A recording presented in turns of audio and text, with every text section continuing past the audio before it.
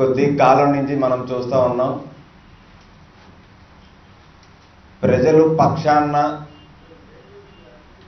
ప్రజా బలంతో గెలిచినటువంటి ప్రజాప్రతినిధులు ఎవరైతే ఉన్నారో మన జిల్లాలో అధికార పార్టీ ఎమ్మెల్యేలు ప్రజాహిత కార్యక్రమాలు చేపట్టాల్సినటువంటి తరుణంలో పూర్తి స్థాయిలో నిర్లక్ష్యం వహించి వాళ్ళ యొక్క బాధ్యతలను విస్మరించి ప్రజల కోసం పోరాడాల్సినటువంటి ప్రజల కోసం పాటుపడాల్సినటువంటి వాళ్ళ బాధ్యతలను విస్మరించి కేవలం వాళ్ళ స్వార్థ ప్రయోజనాల కోసం వాళ్ళ వ్యాపారాల లబ్ధి కోసం వాళ్ళ అనుచరుల యొక్క చేస్తున్నటువంటి అక్రమాలని కాపాడుకోవడం కోసం ఈరోజు తరచూ వస్తున్నటువంటి మీడియాలో కథనాలు అయితేనేమి పత్రికల్లో వార్తలు అయితేనేమి వాళ్ళు చేస్తున్నటువంటి కార్యక్రమాలను బట్టి అవన్నీ కూడా నిజమైనటువంటి స్వరూపం దాల్చి నిజంగా ఇవన్నీ అక్రమాలు ఇంత పెద్ద ఎత్తున జరుగుతున్నాయని చెప్పి ప్రజలు విశాఖ జిల్లా ప్రజలు ఇవాళ భావిస్తున్నటువంటి పరిస్థితి. మొన్న సాక్షాత్తు జిల్లా కలెక్టర్ పైన అలాగే జీవీఎంసీ కమిషనర్ పైన నగర పోలీస్ కమిషనర్ వారి పైన ఎన్నో ఫిర్యాదులు చేసి వాళ్ళు చేపడుతున్నటువంటి ప్రజా అభివృద్ధి ప్రాంత అభివృద్ధి కార్యక్రమాలకు అడ్డం తగిలి అధికార పార్టీ ఎమ్మెల్యేలు వాళ్ళ యొక్క పంతలను నెక్కించుకోవడంలో ముందు ఎంతున్నారో మనం చూసా ఉన్నాం. తాజాగా జిల్లా ఎస్పీ మీద ఇవాళ ఎమ్మెల్యేలందరూ మూకుముడిగా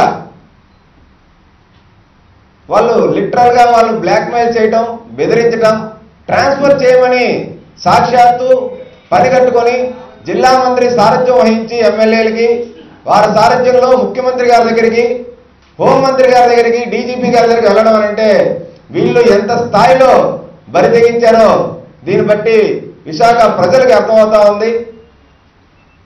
కేవలం యలమంచిల్లో గ్రావెల్ తవ్వుకోవడానికి 800 క్యూబిక్ మీటర్లు సుమారు వాళ్ళ పర్మిషన్ ఉంటే 16,000 క్యూబిక్ మీటర్లని అక్రమంగా తరలించేసినటువంటి పరిస్థితి మనకు తెలుసు.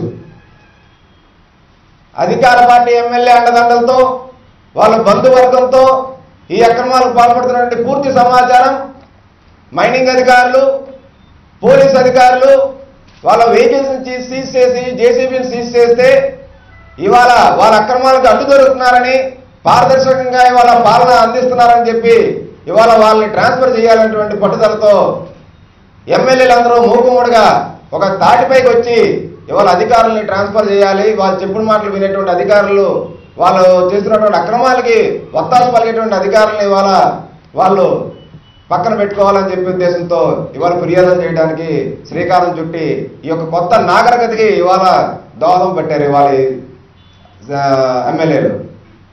మనం చూస్తూ ఉన్నాం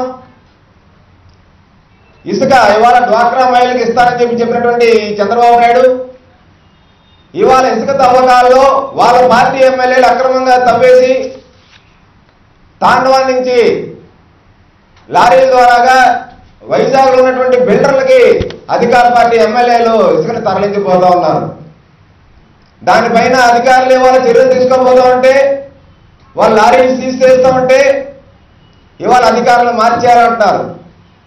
ఈ ఎస్పీ గారు కానీ, జీవీఎంసీ కమిషనర్ గారు కానీ, కలెక్టర్ గారు కానీ, లేకపోతే నగర పోలీస్ కమిషనర్ కానీ వీళ్ళు ఎవరైనా భూ కబ్జాలు పాల్పడ్డారా, లేదంటే అవినీతికి పాల్పడ్డారా, లేదంటే వీళ్ళు దొంగదారిలో దొడ్డిదారులు అయినా వీళ్ళు అధికార పార్టీ ఎమ్మెల్యే చెందినటువంటి ఎమ్మెల్యేలాగా వీళ్ళైనా ప్రవర్తిస్తున్నారా, వీళ్ళ ట్రాక్ రికార్డు ఎప్పుడైనా అలాగా ఉన్నదా అని చెప్పి ఒకసారి గమనించండి. వాళ్ళ చిత్తశుద్ధితో వాళ్ళు పనిచేస్తూ ఉంటే, ప్రజా సంక్షేమం కోసం వాళ్ళు పాటుపడుతూ ఉంటే, ప్రాంత అభివృద్ధి కోసం పాటుపడుతూ ఉంటే, వీళ్ళ యొక్క స్వార్థ ప్రయోజనాల కోసం, మీరు వ్యాపార లావాదేవీల కోసం ఇవాళ అధికారుల్ని ట్రాన్స్ఫర్ చేయాలని ఒత్తిడి తీసుకురావడం, అధికారుల్ని బెదిరించడం, వాళ్ళు చెప్పిన మాట వినకపోతే మార్చేస్తాం అంటాం. ఇది ఎంతవరకు ఈ సంస్కృతి, కొత్త సంస్కృతిని ఇవాళ టీడీపీ చెందినటువంటి ఎమ్మెల్యేలు అందరూ కూడా ఇవాళ శ్రీకారం చుట్టారు. దీనికి ఏమొచ్చి ఒక సారథ్యం వహించేది జిల్లా మంత్రి. అసలు ఇది న్యాయమా అని చెప్పి మేము ప్రశ్నిస్తూ ఉన్నాం. అంతేకాదు